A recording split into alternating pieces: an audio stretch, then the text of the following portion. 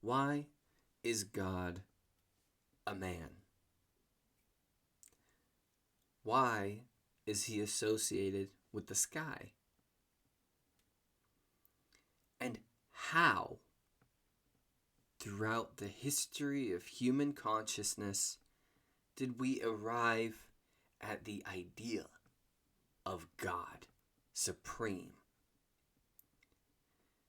These earnest questions have answers, albeit they get answered in a scattershot kind of a way, in a sewing beads together in a necklace kind of way. And also, if one is curious to learn it, they also have to be willing to listen to a long spiel that seems as though it goes discursively.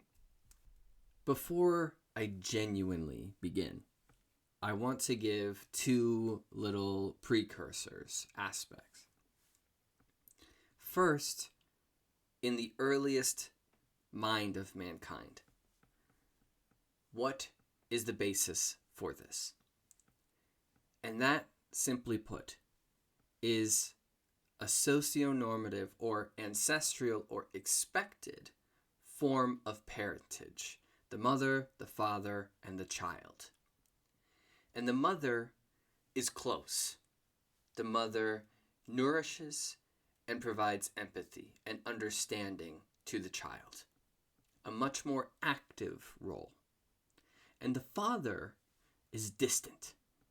The father has a power, but the limits of this power are unknown to the child. They just know that that father is authoritative.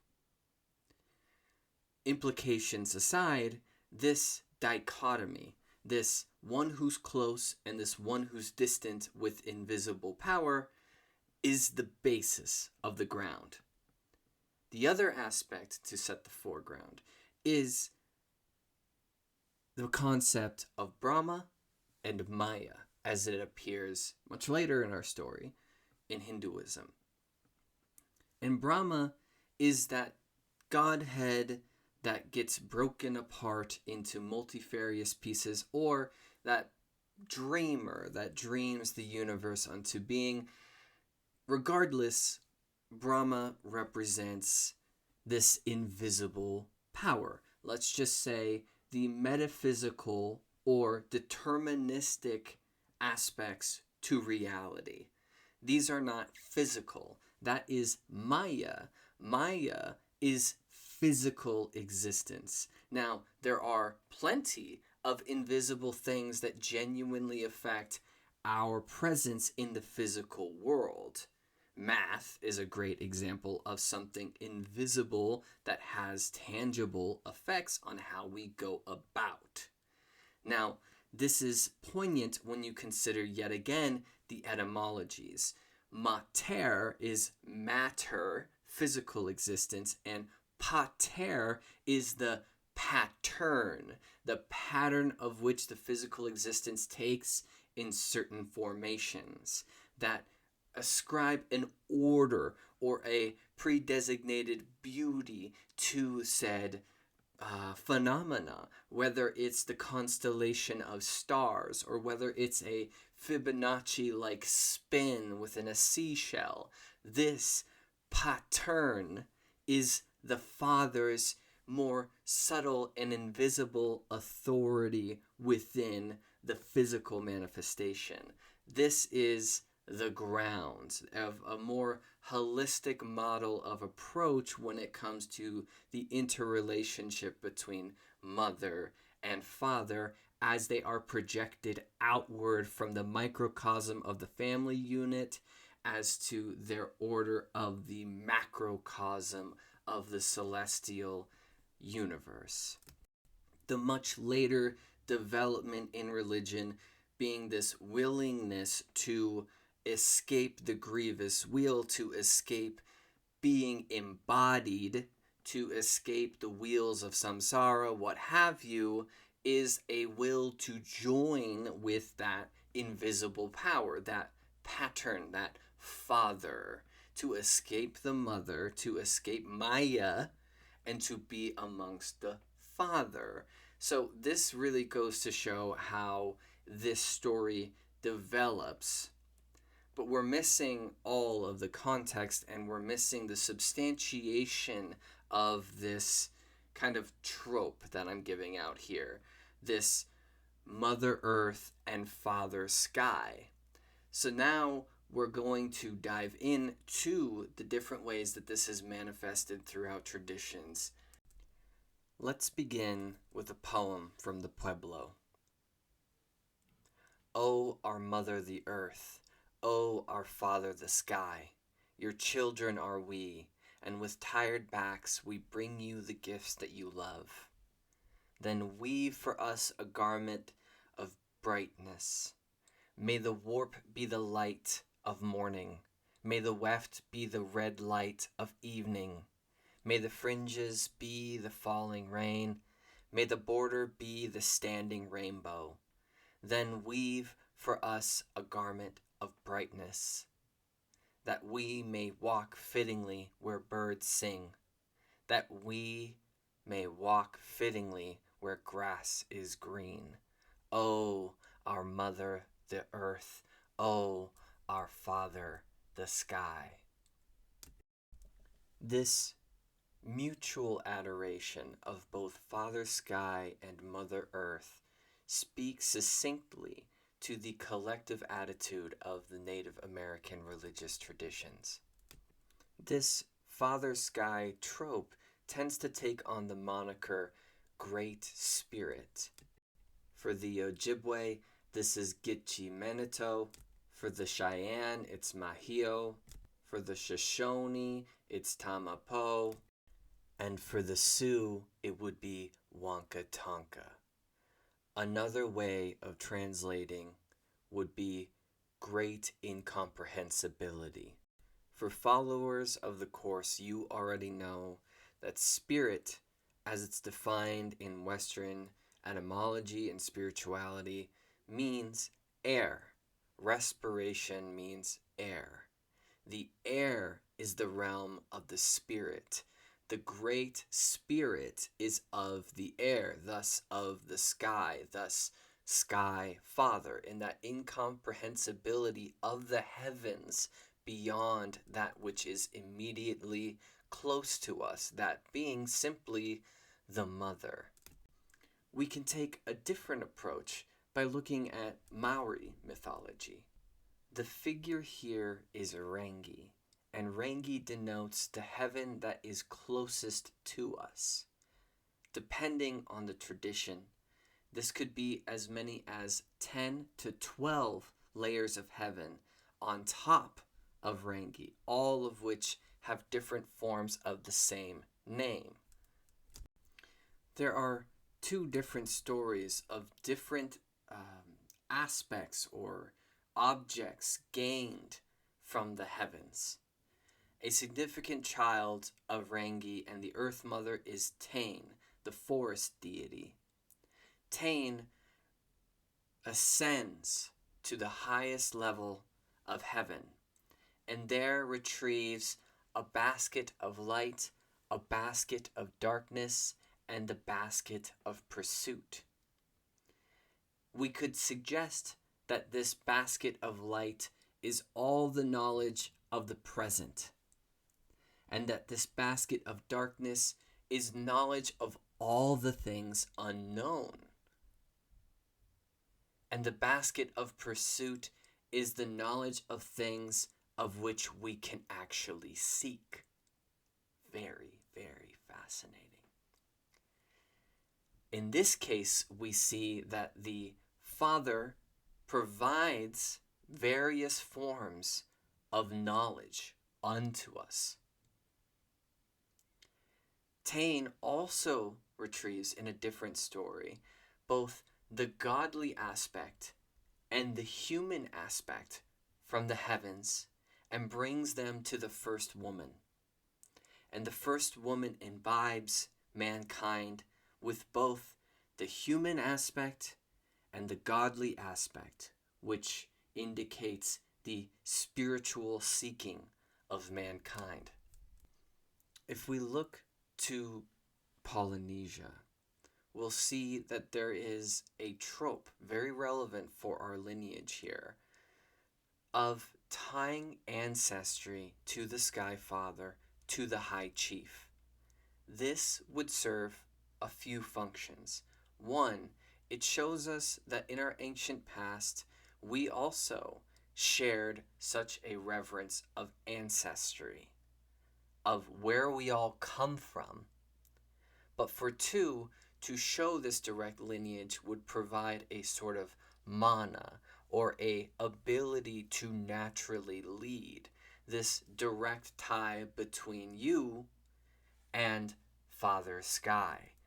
In the Western tradition, this was very popular with rulers from Sumeria well into Babylon, establishing the tie between the ruling authoritative deity to the ancestry of the contemporaneous leader.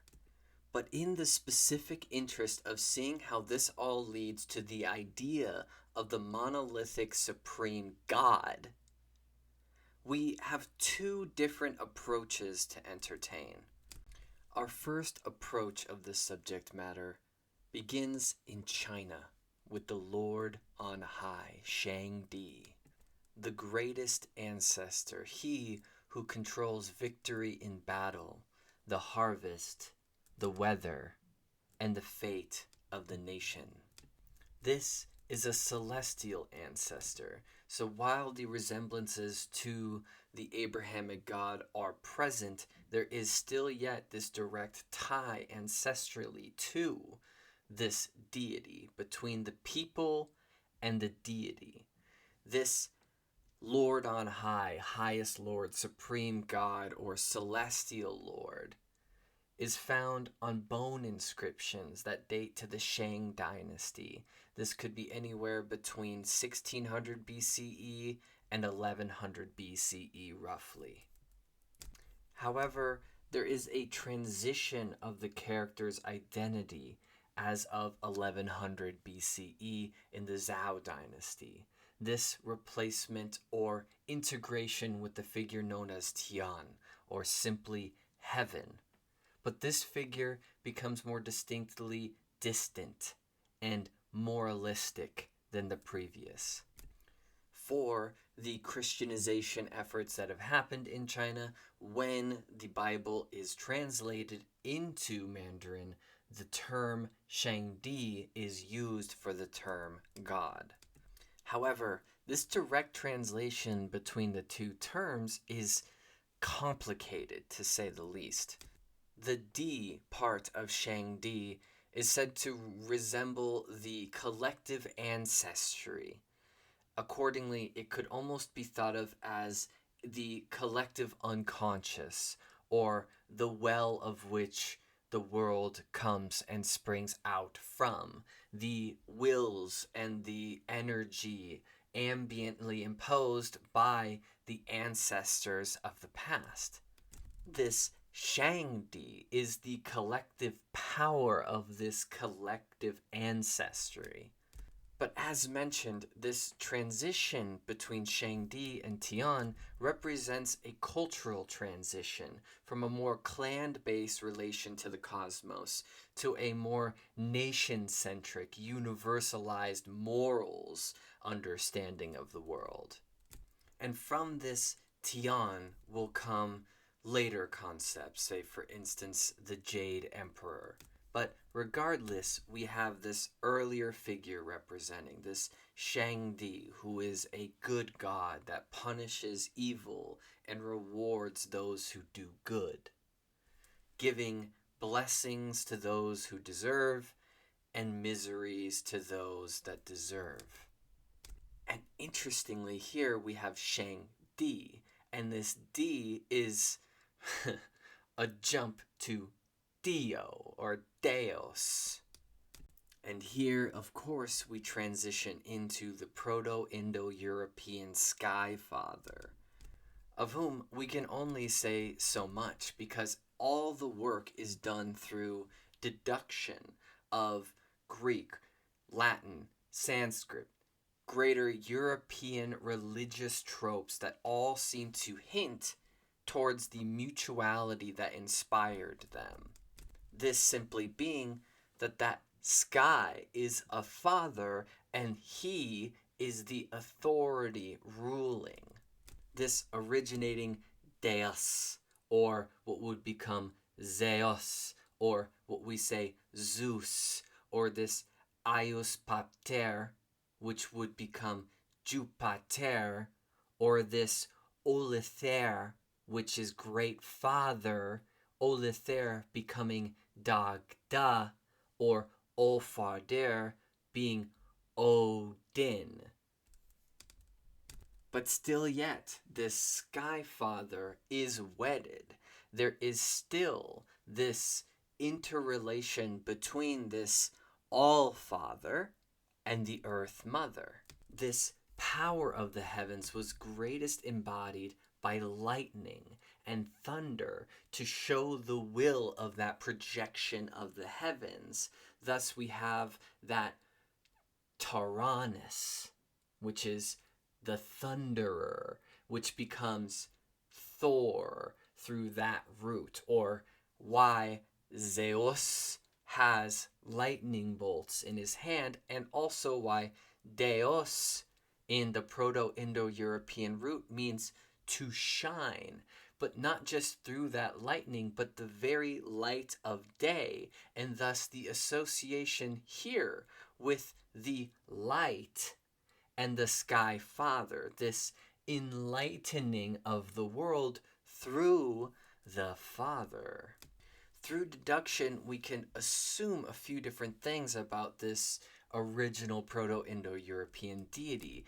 It very well could be that the deity resembled Oranos, which would simply be a primordial sky deity, or it could be more reminiscent of that Shang Di-like figure, absolutely supreme ruler of anything else, and in this case, ruler of all the other gods. This Deus Pater obviously is an indication of that movement towards monotheism in the collective psyche of mankind. But why? How is this shift occurring? And I think the greatest way to hint at that is by looking at Aius Pater, or as we say, Jupiter. And of course, one of the early epithets of Jupiter is that he is the light bringer. By extension of this concept, any area struck by lightning would become a place of reverence to the deity. An interesting association with this early worship was this tie to the oak tree, which has deeper roots, pun both intended and unintended, than I can go into detail by virtue of this session, but this tie between the tree and the Sky Father may have something as simple to do with the height of given tree. But what's most telling for us here is two things. Here with Jupiter, we're seeing a lot less mythology in the mythos, meaning that the mythology that we find of Jupiter is more closely aligned to the will of the Roman state, the Roman Empire. And here we see that this deity directly is sanctioning the actions of the state. This is especially telling when you consider the archaic triad, Quirinus, Mars, and Jupiter. Quirinus being the agriculture, Mars being the warriors, the military, and of course Aius Pater being the Senate, the authority and the rulership of the empire. So of course, much like it was with the Greeks, you would bring offerings to Jupiter. You would bring offerings for these deities in order for them to back you for your military excursions. Such was his favorite offering, the white ox, which would be given in order to show gratitude for the preservation of the state. And of course, if you had a triumphal procession, you would have to move it in front of the temple of Jupiter.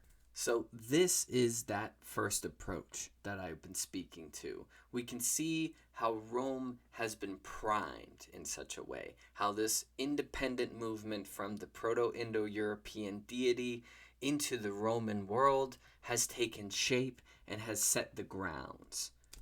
Notice a correlation with me. The greater the collection of human beings, the greater the population, the more inclination towards this grand centered authority than there were in previous societies. Clanships did not tend to emulate in such a way that would allow this podium to be sat upon. So now we begin with the second approach, and with this we start in Sumeria with Anu, sky deity and father of the gods. Anu, of course, was also represented through a trinity, this being Anu, Enki, and Enlil. However, here, this far back, Anu is not the progenitor of all things, of course. There was Apsu and Tiamat, and then there was Ashar and Kishar, and then came Anu, who would then father the more relevant deities yet to come.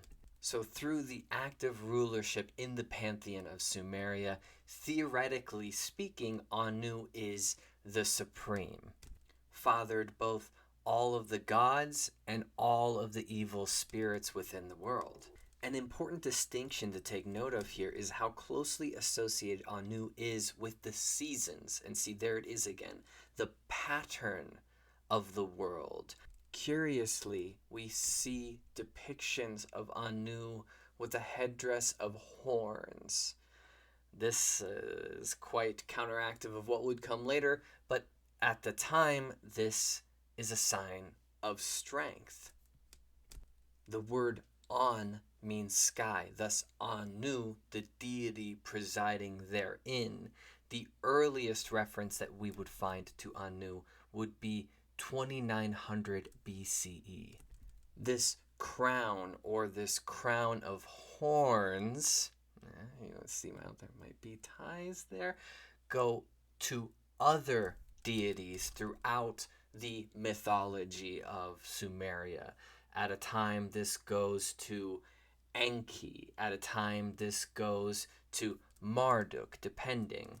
So although Anu maintains the clockwork of the universe, he is not the authority at the center of all things. In fact, the mythology puts the limelight much more readily on deities presiding closer to the earth itself, and Anu throughout time starts to drift further and further and further out of relevancy when it comes to the actual stories given in myth.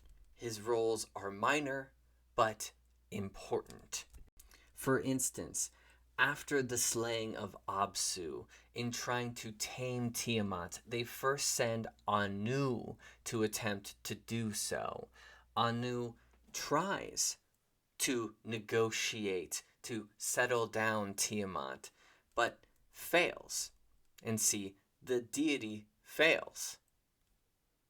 Uncharacteristic of such, right? At least with where we're going. However, this failure means all the difference to the world yet to come. Anu's failure showed the deities that there had to be a new order made. There had to be the creation of a new way. Now, another interesting lead to follow while we're at this place and time in history is Utu, or Shamash, depending. This is the Sumerian deity of the sun, of divinity, and of justice. Shamash is depicted as an old man with a long beard whose shoulders emulate out rays of light, represented with a solar disk. And amidst the disk wings. He of the white house, he of the shining house, the illuminating one. Utu knows all and is the deity of justice because the light shines upon all. And so whatever the light shines upon is observed by the deity. And of course, who judges the dead? Well, the one who saw it all. However, Shamash or Utu is not necessarily completely fair. He is fickle at times. He is not a withstanding character. So in this way, there was a bit of a nihilism about one's fate when it came to the afterlife, specifically at the hands of Utu and the afterlife in general. But to return to Anu, when the first man is created, Anu, through a series of events, comes to offer food and drink to the first man. And the first man refuses it, knowing that this food and drink given by the heavens would make him immortal. This refusing of eternal life is an ultimatum. It can never be offered again. And this obviously is a direct allegory for the Genesis of the Bible. After one knows, they cannot be allowed to eat from the tree of life. These things cannot happen. So the casting out of the garden for Adam and Eve was so that they could not eat that food of the gods, that tree of life that would give them eternity.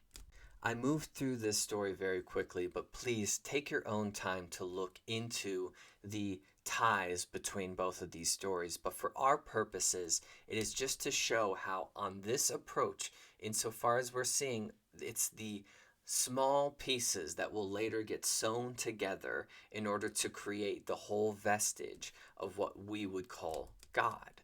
When it comes to Anu, though, he will continue to be worshipped well beyond this time, well into the Hellenistic period.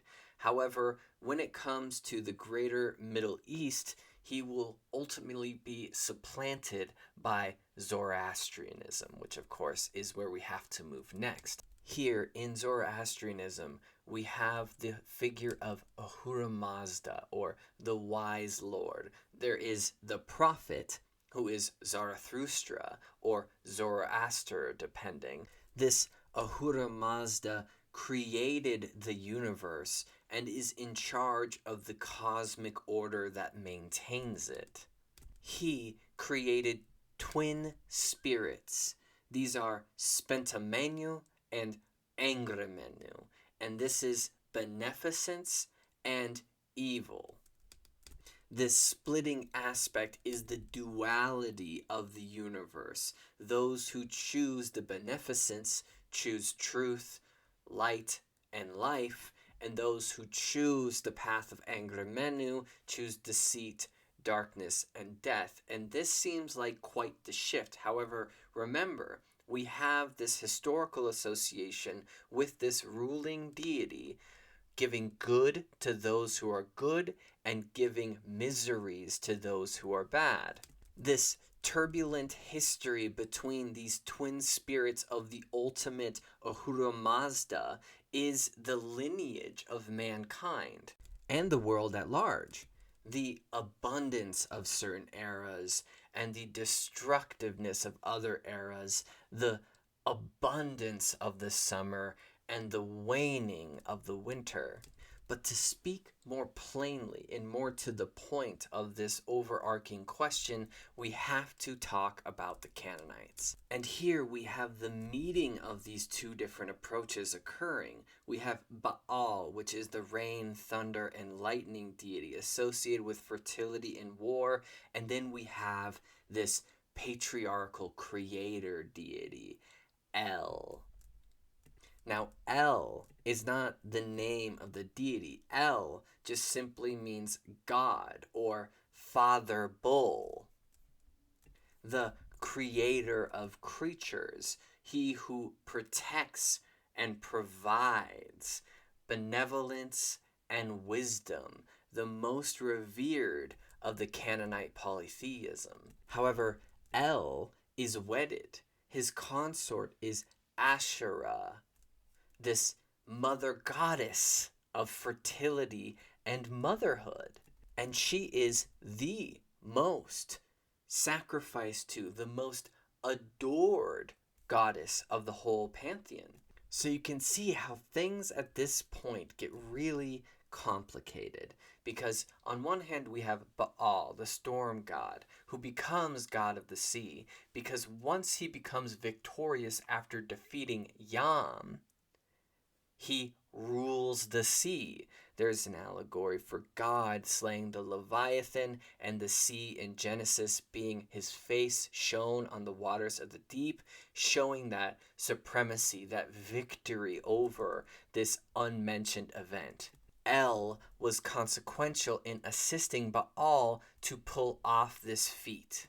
So now we're really seeing the beads that get sewn together into the garland that becomes the Abrahamic God. However, there's another quintessential piece, which is Yahweh. And this specific interrelationship between El, Baal, and Yahweh is still a scholarly hot button subject. There is much still yet to learn, if anything can be learned, about what was where, what specific attributes were when, what was assimilated in what kind of way. Suffice it to say, though, that El is the supreme deity of the Canaanites, and Yahweh begins to become supreme for the Israelites. And Yahweh was speculated to have been a regional warrior deity who eventually gained the powers otherwise ascribed to El.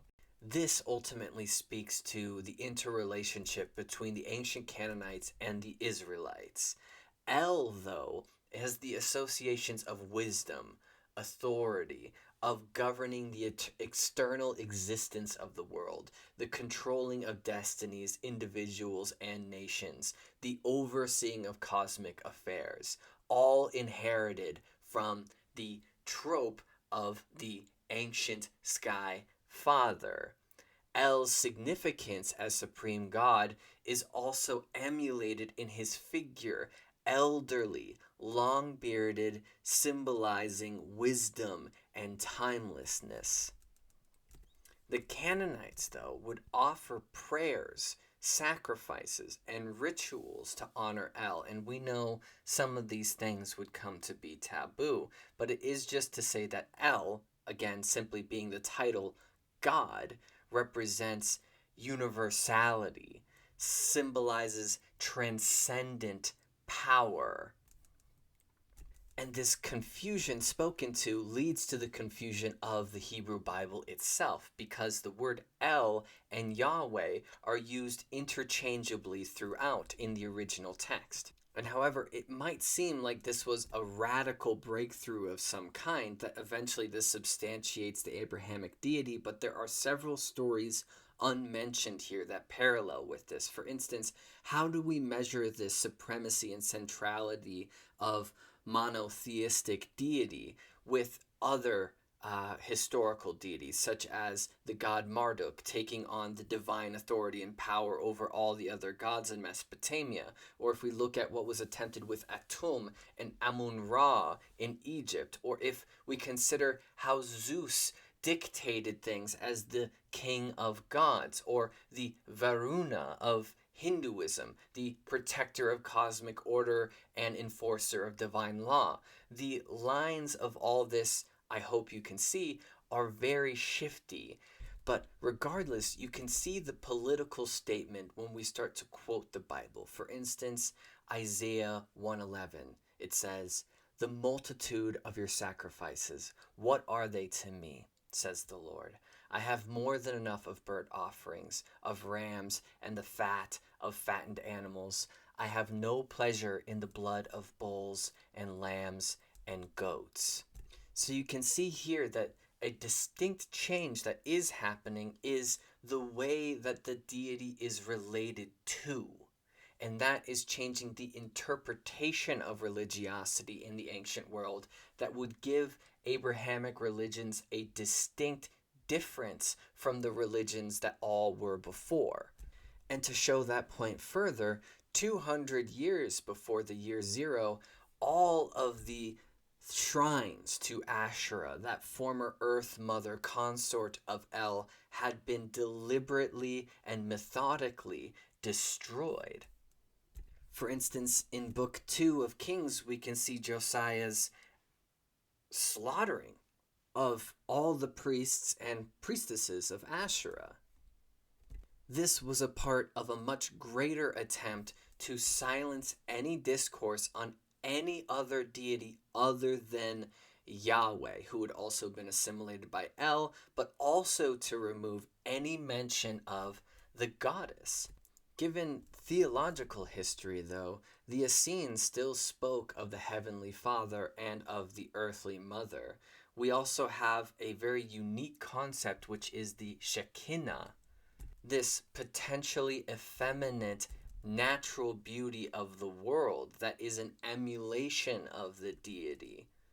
And of course, there is the further conflation with what role exactly does the Virgin Mary or Mary Magdalene play? And it's all variant depending on what culture we're talking about what time in history. But you can see how it wasn't fully destroyed all at once. This mutuality of the relationship between Father Sky and Earth Mother. But it does answer our overall question of how did we get here? Now, overall, I've given some loose narratives, quickly moving across very layered and nuanced cultures, stories, mythologies, and explanations and allegories behind those given attributes. Regardless, though, I think it's apparent to see how all of this scansioning has worked its way up. Might we talk about the Sky Father of the Proto-Europeans and his delineation into different forms also being this bearded old man? Or how this movement from the Sky Father of Anu became more and more resemblant through Ahura Mazda, or through what would ultimately become Baal or Yahweh.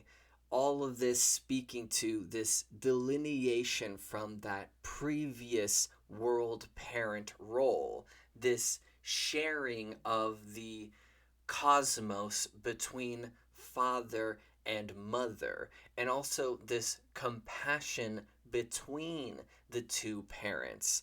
This, in the ancient world, would have been much more wholesome, would have been much more substantial in the way of relating directly to the individuals practicing said mythology. But as civilization grows and as humans further populate into cities, into states, into empires, and so on, you can see the shift in that cultural understanding of the world is resonant in the religion of said cultures as they've changed. The Sky Father is no longer someone who simply provides this arcane knowledge or power or godly aspects to mankind and has this nourishing interrelationship with the mother. Now, the mother doesn't exist. And on top of that, he is absolutely supreme, ruler of all the realms. And although it's a lot more nuanced than that, for instance, what are the roles of angels inside of Judaic religion? Are they reminiscent at all of deities? How do we distinguish that difference? So on. Forgive me, I've overcomplicated the matter. With this, we can return in earnest to our initiating questions. Why is God a man, and why is he associated with the sky? Both of those questions get answered the same way. God is ultimately a delineation from an ancient universal trope known as the Sky Father. The Sky Father was not authoritative, monotheistic, or interested in the personal success of a state. Ultimately, the idea has variated substantially throughout time. The world parent could have been absolutely distant and uninvolved with little more than tending to the clockwork of the universe. Often, the father could not be mentioned without also the mother being mentioned, as they are a pair. The Sky Father also represented the collective ancestry of mankind, and thus this line between us and all that's come before us, and all the power that is within that conception. And then the last question: how did we get to God? And while I did just answer that, and all of this has tended to that, it is sufficient to state once more that God very much came into being in the form that we recognize it within Abrahamic religion because of the growing of civilization, because of certain political interests given religion at the time of its conception, and ultimately a kind of recipe, a kind of scansioning process that happened across large spans of time that synthesized an idea that was made palpable and presentable to the many cultures that were met with that Christianization that would come later, or that Islamification, or what have you. The Roman state was primed to take on this in the same kind of throne as Ius Pater, and use it to further empire, the Holy Roman Empire, as it really wasn't much of a deduction from what had already been occurring by virtue of the state. And so when you hear things like God bless America, this using of God in this fashion is as old as the institutionalization of the religion, that being using the deity to further the aims of its rulers. And this, yet again, speaks all the way back to our example in Polynesia. Chiefs using their lineage to show their authority, their leadership for ruling. And of course, this has gone since then to a dastardly degree.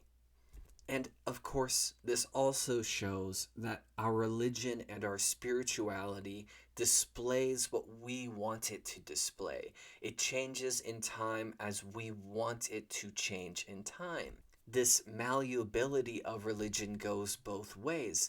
It seems so concretized when we're thinking of it in the past, but of course, in modern day, we have these neo-pagan communities recognizing this divine pairing of the initiating spirituality of mankind.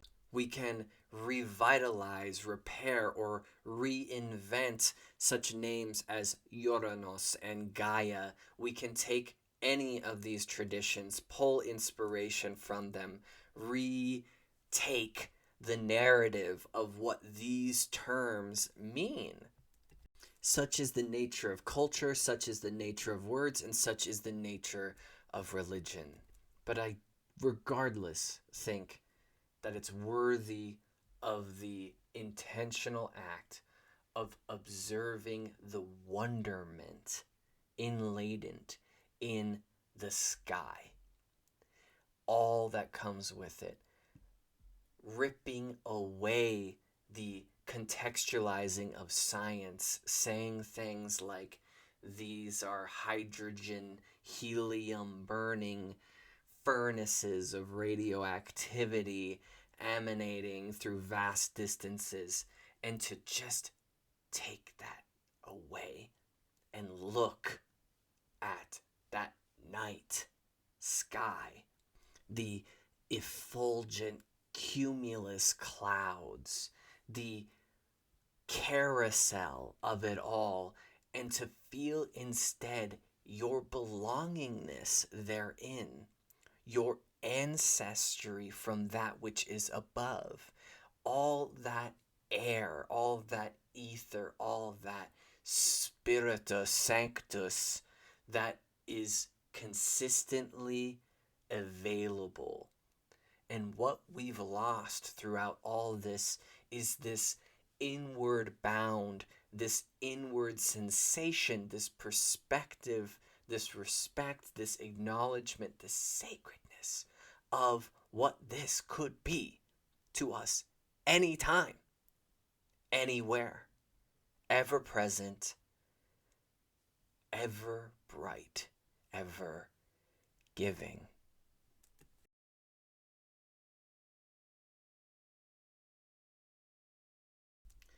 The Spiritual Studies course does not take in any ad revenue through YouTube. The only means of support there is for the course is through a Buy Me Coffee link in the description below. If you would like to support free public education in mythology, spirituality, and the history of religion, consider a one-time donation to help me buy a book for research, or a membership of which you're helping the duration of the course continue.